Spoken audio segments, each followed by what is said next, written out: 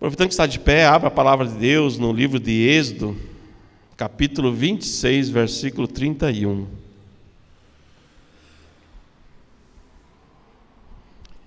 Êxodo, capítulo 26. Enrolei aqui. Êxodo 26, versículo 31. Vamos ler até o 33. Fala assim a palavra do Senhor. Todo mundo achou? Diz amém. Quem não achou, diz espera um pouco. Todo mundo achou? Êxodo 26, versículo 31. Um versículo bem facinho. Farás também um véu de estofa azul e púrpura e carmesim e linho fino retorcido com querubins. O farás de obra de artista. Suspendê-lo-ás sobre 4 colunas de madeira de acácia, cobertas de ouro, e os seus colchetes serão de ouro sobre 4 bases de prata. Pendurarás o véu debaixo dos colchetes, e trarás para lá a arca do testemunho, para dentro do véu. O véu vos fará separação entre o lugar santo e o santo dos santos. Amém. Pode sentar. Eu sei que você já entendeu tudo, você já manjou o negócio, mas quando nós vamos para a palavra de Deus, toda vírgula que está ali na palavra de Deus, toda genealogia, toda palavra, ela tem um significado. Ela não está ali por acaso. Então, desde Gênesis a Apocalipse, quando nós estudamos a palavra de Deus, aponta para Cristo. Se você lê Gênesis, lê Lamentações, lê Cantares, os profetas menores, os livros poéticos, lê Jó, Eclesiastes, tudo aponta para Cristo. E esse texto aqui não é diferente. E quando nós começamos a ler aqui, depois farás um véu, aqui era o Senhor dando as instruções para Moisés para fazer o tabernáculo. E ele fala assim, depois farás um véu azul, né? Esse azul tem um significado. Quando eles estavam fazendo o tabernáculo, eles não tinham ideia do que eles estavam fazendo. Mas a cor azul, quando você vê a azul na Bíblia, ela já representa a natureza celestial de Cristo. Ou seja, o Cristo espiritual. Em Hebreus 7:26 fala assim, porque nos convia tal sumo sacerdote, santo e inocente e imaculado, separado dos pecadores, e feito mais sublime do que os céus. Ou seja, esse versículo de Hebreus está contando a origem celestial de Cristo. Então, azul significa a cor do céu, ou seja, Jesus celestial. E depois fala ali que depois farás um véu azul e púrpura. Púrpura representa a realeza de Cristo, a soberania de Cristo, dos reis e Senhor dos senhores. Quando nós vamos para Apocalipse 19:16, Marcos 15:17, fala assim, e vestiram-no de púrpura, e tecendo uma coroa de espinhos, lhe puseram na cabeça. Então, mesmo quando aqueles homens foram crucificar Jesus, eles vestiram ele de púrpura. Eles estavam querendo tirar sarro de Jesus, dizendo que ele era o rei, mas ele era o Rei dos reis e Senhor dos senhores. Então, portanto, essa cor manifesta a verdade que Cristo é o soberano e tem toda a glória da posição real. Isso representa a púrpura. E depois ali fala púrpura e carmesim. Carmesim é o vermelho, né? E representa o sacrifício que Cristo fez.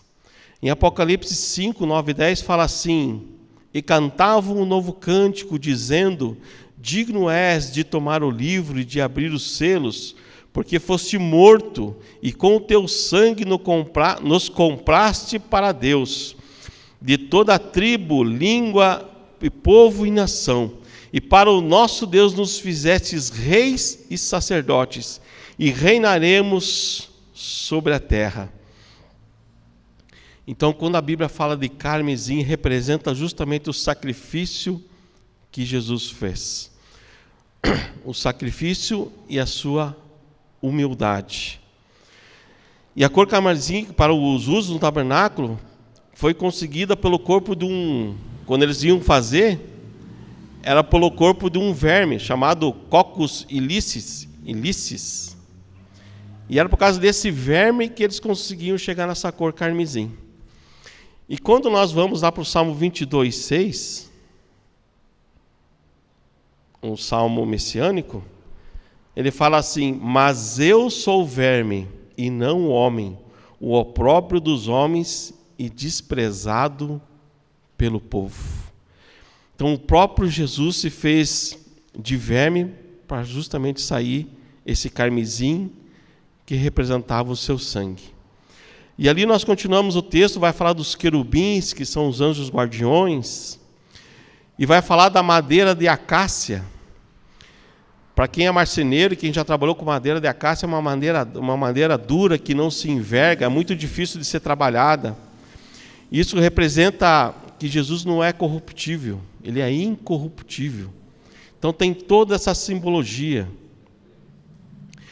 E dentro lá ele fala assim da cobertura de ouro, representa também a divindade, a justiça e tudo isso mais. E aqui nesse texto que nós lemos, o que Moisés está fazendo?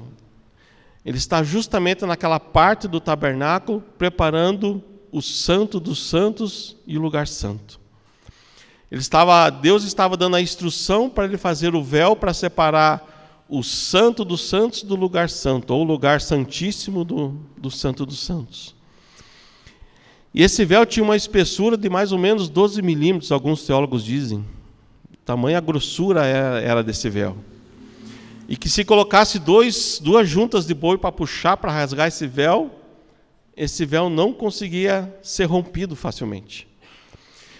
Então, e naquele lugar, no santo do santo, lugar santíssimo, Deus falou para Moisés que ele ia estar com o povo ali. Então, Deus deu toda a ordem para Moisés fazer o tabernáculo, e eu quero ficar só nessa parte, no lugar santo e santo dos santos. E Deus iria descer naquele lugar.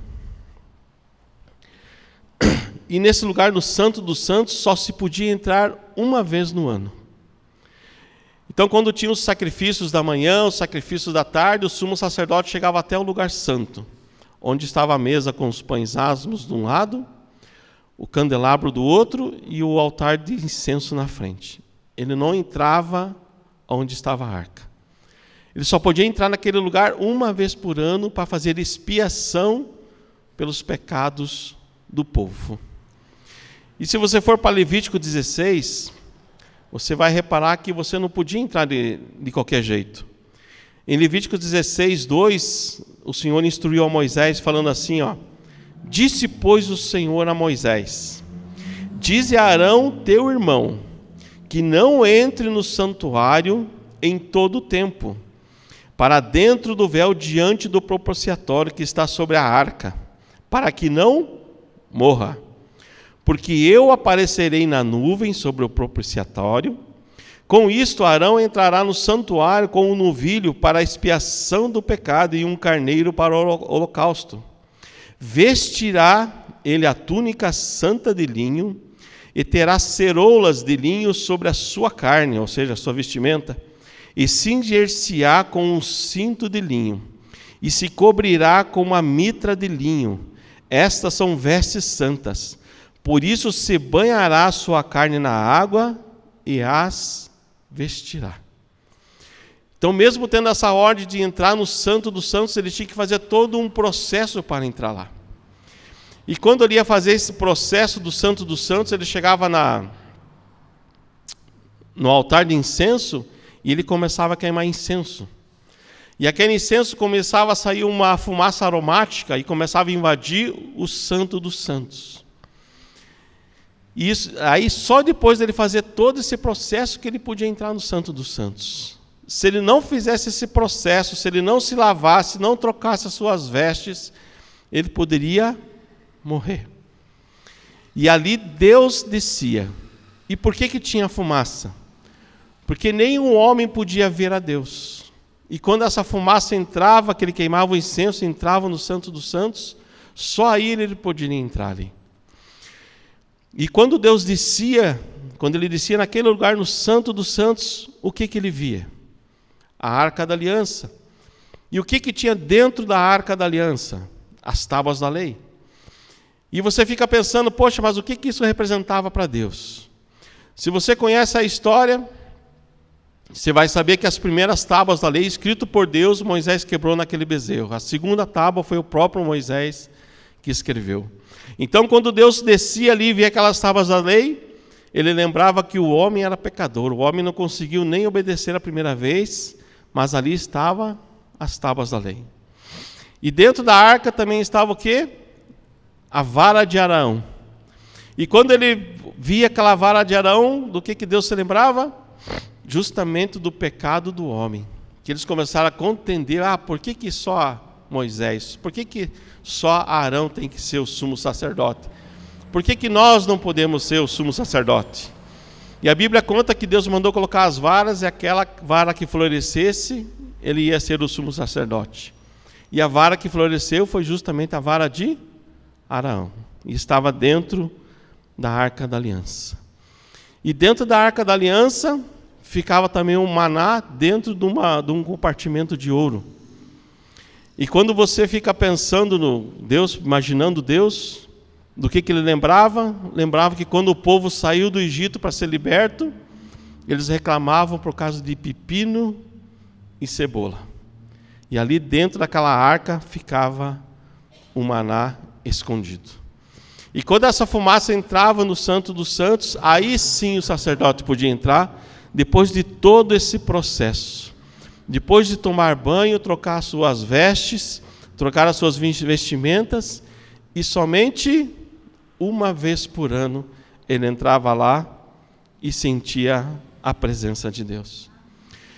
E se você for ver, os próprios filhos de Arão foram mortos porque o quê? Levaram um fogo estranho ao Senhor. Eles foram mortos vivos. Por quê? Porque levaram um fogo estranho. E Deus aparecia no meio da fumaça, né?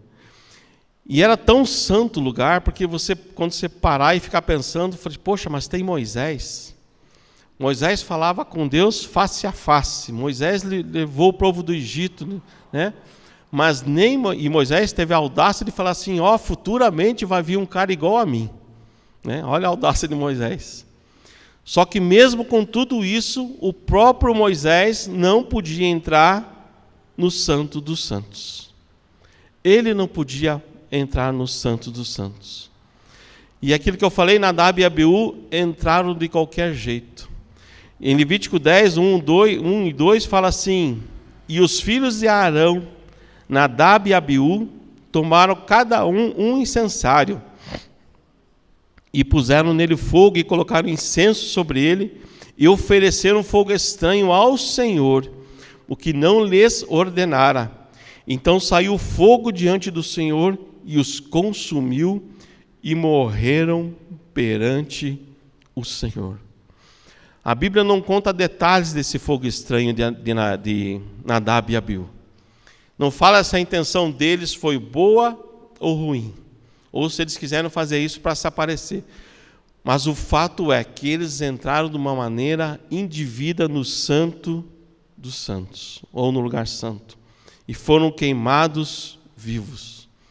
E quando você vai lá para a história de Utá, quando o povo de Israel estava carregando a arca, mesma coisa, a arca estava caindo do carro de boi, ele foi querer fazer uma boa ação e encostou na arca. E foi fulminado. E o que eu tiro dessas histórias? O que eu consigo aprender? Que eu tenho que ter uma reverência tremenda diante de Deus. Eu tenho que ter uma reverência com as coisas de Deus tremenda. Eu não posso fazer de qualquer jeito, de qualquer maneira. Talvez hoje não caia fogo estranho, porque a graça do Senhor se renova a cada dia. Mas se nós tivéssemos naquela época, se nós oferecêssemos fogo estranho, ou não entrássemos com reverência, ou não lavássemos as nossas vestes, será que nós íamos ser queimados vivos? Será que nós morreríamos? Ou será que Deus aceitaria a nossa adoração? E naquele tempo Deus se manifestava no tabernáculo, e depois mais tarde Ele começou a se manifestar no templo, quando Israel construiu o templo. E foi nesse lugar santo que Zacarias viu um anjo. Zacarias já era avançado de idade, ele e a sua esposa, e o que mais ele queria era ter um filho. E quando ele entrou nesse lugar um dia, depois de 400 anos de silêncio de Deus, Deus falou com ele nesse lugar santo. E foi tão de Deus porque na época era feito um sorteio dos sacerdotes para entrar nesse lugar. Era feito um sorteio de qual sacerdote iria ter o privilégio de entrar nesse lugar santo e acender o candelabro, trocar os pães asmos, e ele teve esse privilégio. Tem alguns sacerdotes que passavam a vida inteira esperando esse momento e nunca eram sorteados e morriam e nunca entravam nesse lugar santo. E Zacarias teve esse privilégio de entrar e ver um anjo. E o que eu vejo com isso? Que esse acesso para entrar no lugar santo era restrito, muito restrito. Imagine se hoje só pudesse um entrar no lugar do santo dos santos. Nos Salmos 24, 3 e 4 fala assim: quem subirá ao monte do Senhor? E quem estará no seu santo lugar? Aquele que é limpo de mãos e puro de coração, que não entrega a sua alma à vaidade, nem jura enganosamente. Então o próprio salmista falava assim: quem vai entrar no lugar santo? Quem que podia entrar lá? Naquela época somente os levitas e se fosse sacerdote. Mas um dia Deus quis mudar essa situação. Um dia, conforme as profecias de Isaías, Daniel e todos eles, um dia Deus mandou o seu filho unigênito para vir nessa terra. Ele nasceu como homem, nasceu numa manjedoura. Começou a pregar o seu evangelho, começou o seu ministério com 30 anos.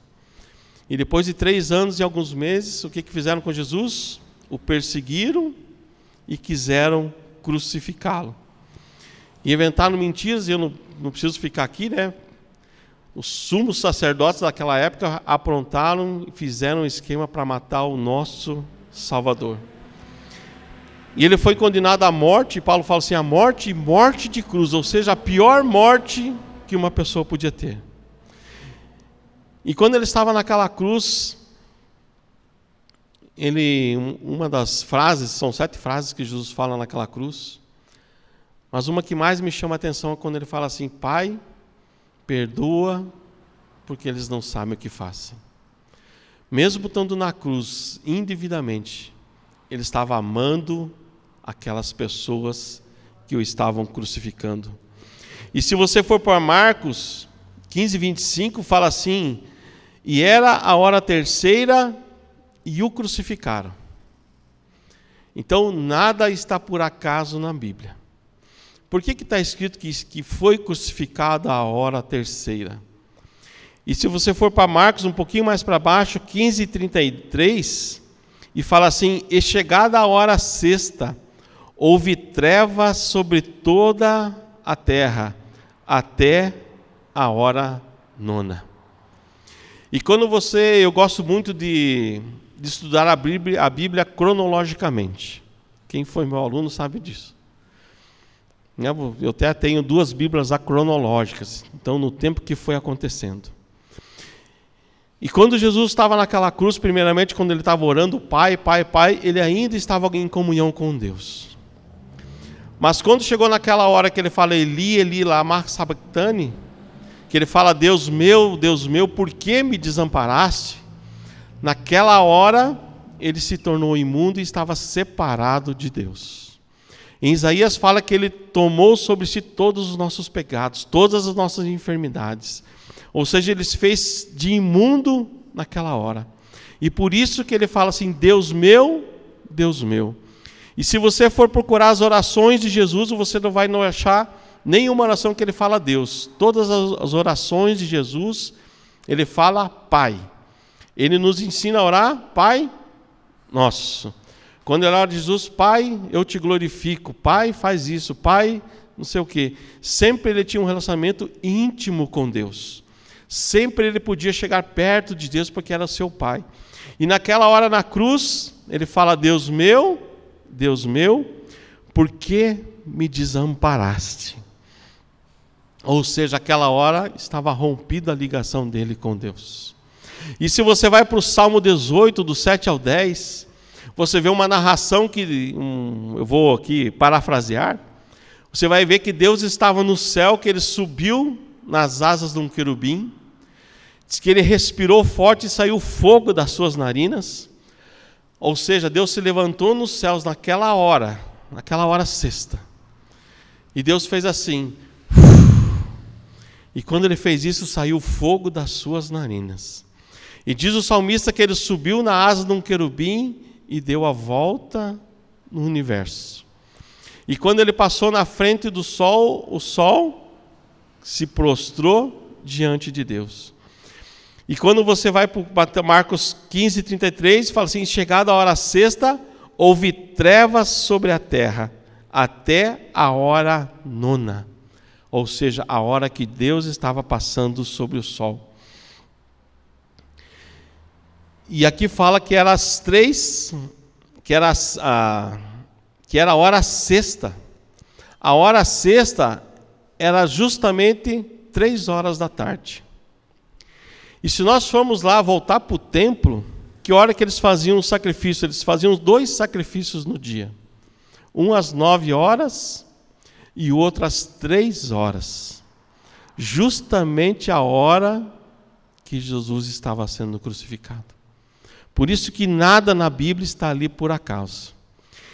E segundo a tradição, como eu falei para vocês, o sumo sacerdote vinha pelas 3, tinha que fazer todo o preparo, trocar as suas vestes, tomar o seu banho e entrar ali, aonde?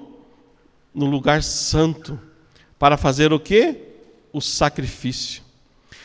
E naquela hora em que Jesus estava na cruz, era a hora que o sacerdote estava no tabernáculo. E o que aconteceu às 3 horas da tarde? Mateus 27, 50. Fala assim, e Jesus, clamando com grande voz, rendeu o espírito, e eis que o véu do templo se rasgou de alto a baixo, e tremeu a terra, e fenderam-se as pedras. Ou seja, quando Jesus entregou o seu espírito, o sumo sacerdote estava lá no lugar santo. Ele não podia entrar no lugar santo dos santos, porque ele morreria. E naquelas 3 horas da tarde, você consegue imaginar, aquele sacerdote no lugar santo, vendo o véu do templo se rasgar de cima a baixo? Ou seja, ele devia pensar na cabeça dele, eu vou morrer, porque não é o dia nem a hora de eu entrar no Santo dos Santos. E diz a palavra de Deus que primeiro o véu se rasgou, e depois aconteceu um terremoto sobre a terra.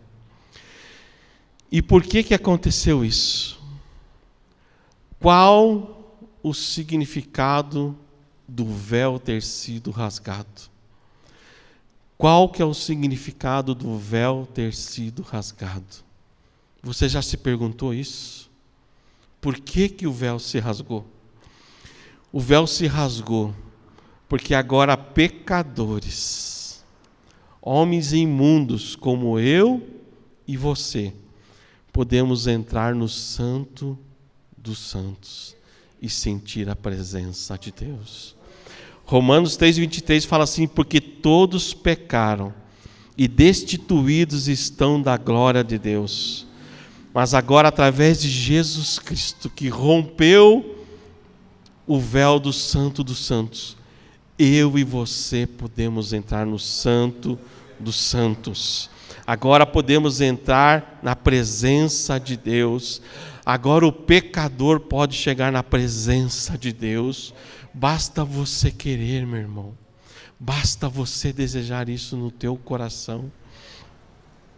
Em Hebreus 10, 19 e 20 fala assim: tendo, pois, irmãos, ousadia para entrar no santuário pelo sangue de Jesus, pelo novo e vivo caminho que Ele nos consagrou pelo véu, isto é, pela sua carne. Quantos de nós vivemos sem entrar no Santo dos Santos? Paulo fala isso em 1 Coríntios, que muita gente está vivendo como se o véu ainda estivesse lá, naquele lugar. Ô Gustavo, vem aqui para dar um... Muita gente ainda vive como se o véu estivesse no lugar, separando o lugar santo do santo dos santos. E agora eu e você podemos entrar no Santo dos Santos. Deus preparou o caminho através de Jesus Cristo para que pudéssemos chegar até Ele. A nossa oração, presta bem atenção, a nossa oração não é um remédio de emergência. Nós não temos só que orar para pedir a Deus: Deus salva-me, Deus me dá um emprego, Deus abençoa o meu currículo, Deus ajuda a minha empresa, ajuda o meu casamento. Não. A oração é muito mais que um remédio de emergência. A oração é para você poder entrar no Santo dos Santos e adorar a Deus. Eu quero chegar num nível que nada mais importe na minha vida a não ser a presença de Deus. Eu anseio por ouvir a voz dEle. Eu anseio por ouvir Ele me chamar pelo nome. Ou como eu quero ter essa intimidade que a mulher de Cânticos tinha. Em Cânticos 3, do 1 ao 4, fala assim: de noite em minha cama, busquei aquele a quem ama a minha alma. Busquei-o e não o achei. Levantar-me-ei, pois, e rodearei a cidade pelas ruas e pelas praças. Buscarei aquele a quem ama a minha alma. Busquei-o e não achei-o. Acharam-me eu um pouco deles, e logo achei aquele a quem ama a minha alma. Agarrei-me a ele e não o larguei até que o introduzi em casa de minha mãe, na câmara que me gerou. Ou seja, eu não vou deixar de buscar a Deus até que eu tenha intimidade com Deus. Eu não vou deixar de buscar a Deus enquanto eu não ouvir a sua voz. Eu não vou deixar de buscar a Deus enquanto eu não sentir a sua presença. Salmo 84 fala assim: quão amáveis são os teus tabernáculos, Senhor dos exércitos. A minha alma suspira e desfalece pelos atos do Senhor. O meu coração e a minha carne exultam pelo Deus vivo. O pardal encontrou casa e andorinha ninho para si, onde acolhe os seus filhotes. Eu encontrei os teus altares, Senhor dos exércitos, Rei meu e Deus meu, Rei meu e Deus meu. Fica de pé, querido. Levante tuas mãos, feche teus olhos. Se você nunca teve esse privilégio de entrar no Santo dos Santos, que você possa ter esse privilégio agora. Você cantou, você louvou, você levantou suas mãos, mas agora é você e Deus. Você anseia pela presença de Deus. Você anseia ouvir a voz de Deus na sua vida, no seu ouvido, no seu coração. Você anseia estar na sua presença de dia e de noite. Que você anseie por essa presença maravilhosa de Deus. Que você anseie pela sua presença em nome de Jesus. Em nome de Jesus. Em nome de